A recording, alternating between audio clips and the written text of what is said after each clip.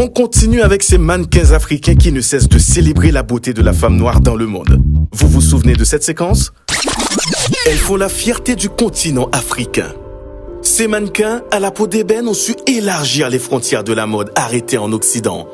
Les fines lignes de leur silhouette et les traits marqués de leur visage ont redéfini les critères de la beauté féminine dans le monde.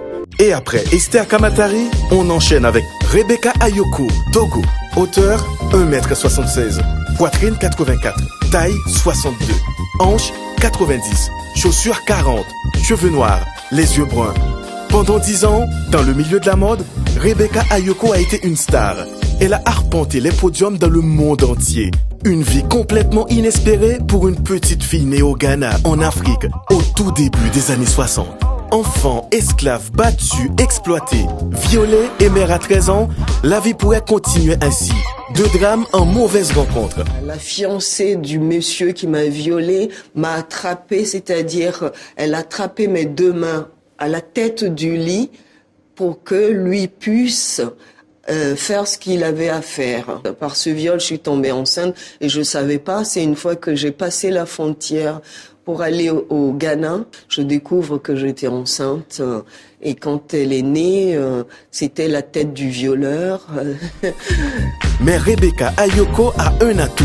Elle est très belle. Elle amorce sa remontée de l'enfer après son élection au titre de Miss Côte d'Ivoire, ce qui va lui permettre de signer des contrats publicitaires.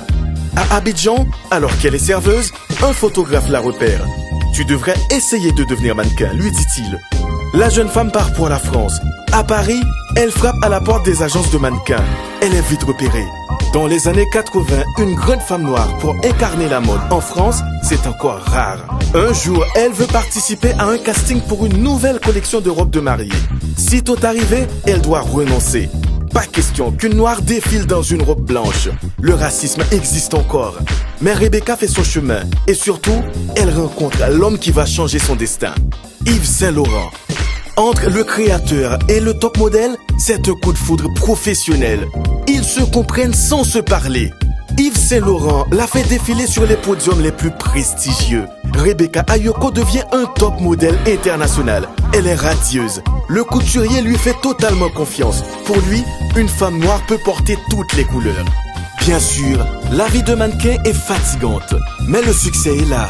Jusqu'au jour où Rebecca aide un autre top modèle à entrer chez Yves Saint Laurent. C'est Katusha, surnommée la princesse Pearl. Katusha détrône Rebecca. Le mannequin continue à défiler pour d'autres créateurs, mais la vie est de plus en plus difficile. Loin des palaces, Rebecca Ayoko découvre les restos du cœur avant de trouver enfin son équilibre. Aujourd'hui, à 57 ans, elle est apaisée. En 2012, elle publie le livre « Quand les étoiles deviennent noires ». Quand elle parle de la mode, elle est lucide, mais sans amertume.